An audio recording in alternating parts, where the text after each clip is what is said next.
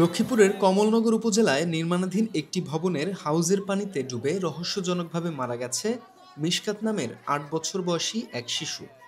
নিহত মিশকাত স্থানীয় দুবাই প্রবাসীর ছেলে। ঘটনাটি ঘটেছে ২৪ আগস্ট রবিবার রাত ১০টার দিকে উপজেলার হাজিরহাট ইউনিয়নের আনন্দবাজার এলাকায়। পরিবারের অভিযোগ, মিশকাতের মৃত্যু স্বাভাবিক নয়, হত্যাকাণ্ড হতে পারে। শিশুটির দাদা জানান, সন্ধ্যা ৭টার পর থেকে মিশকাতকে খুঁজে পাওয়া যাচ্ছিল না। পরিবারের লোকজন ও প্রতিবেশীরা খোঁজাখুঁজি করতে থাকেন। অবশেষে রাত ১০টার দিকে বাড়ির সামনে নির্মাণাধীন ভবনের হাউজে ভাসমান অবস্থায় তার নিথর দেহ দেখতে পান এলাকাবাসী। তিনি ক্ষোভ প্রকাশ করে বলেন, এত রাতে ছোট্ট শিশু কেন এমন নির্জন স্থানে যাবে? এটি সন্দেহজনক। আমরা মনে করি এটি হত্যা। সুষ্ঠু তদন্ত করে দোষীদের বিচার চাই। এদিকে কমলনগর থানার অফিসার ইনচার্জ তৌহিদুল ইসলাম বলেন, খবর পেয়ে পুলিশ ঘটনাস্থলে পৌঁছে লাশ উদ্ধার করে। ময়নাতদন্তের জন্য মরদেহ পাঠানো হবে।